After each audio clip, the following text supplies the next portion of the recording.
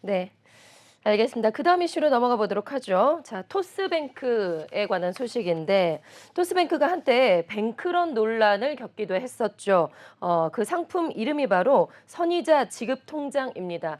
유동성 논란을 이제 짚었던 상품인데 이 상품에 최근에 대거 자금이 유입됐다라는 소식이 들어왔네요. 네, 박 기자, 자금의 규모를 보니까 무려 6천억 원 이상이 몰렸어요. 그렇습니다. 근데 이 상품과 관련해서는 사실 좀 논란이 있었는데요. 말씀 주신 것처럼 뱅크런 논란 또 이제 유동성 논란이 있었습니다. 왜냐하면 먼저 이자를 받는 예금 이 상품 이름인데요. 이 자금과 관련해서는 오히려 상품이 인기를 끌었다는 내용이 되겠습니다. 예. 19일 만에 6천억 원 이상의 자금이 몰렸다고 하는데요.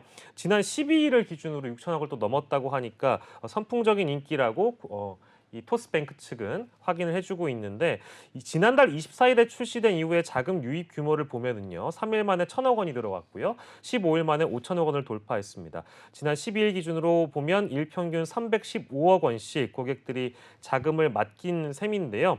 이 맡길 수 있는 기간도 3개월에서 6개월로 짧게 유지할 수 있다는 장점이 있고 최소 100만 원에서요. 최대 10억 원까지 예치할 수 있기 때문에 여러 네. 가지 장점들이 또 여러 가지 매력들이 고객들을 유인한 셈입니다.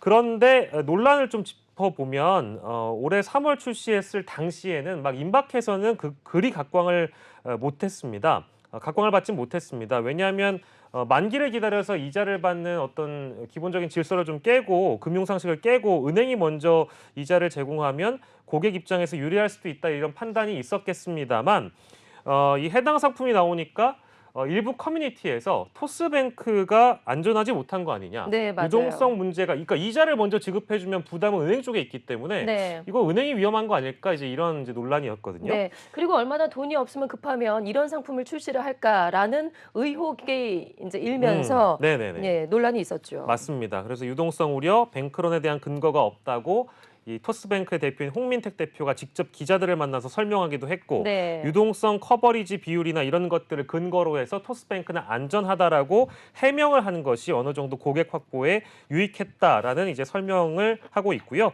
업계 관계자의 말을 좀 옮겨드리면 이제 아무래도 국내 은행도 마찬가지로 SVB 사태, 크레디트 스위스 사태 등으로 인해서 국내 은행에 대한 과도한 염려가 있었던 건 사실이지만 국내 은행은 오히려 외국보다 더 까다로운 관리를 받고 있기 때문에 이런 뱅크런 사태나 유동성 공급 우려는 하지 않으셔도 된다라는 판단도 있었다라고 함께 전해드리겠습니다.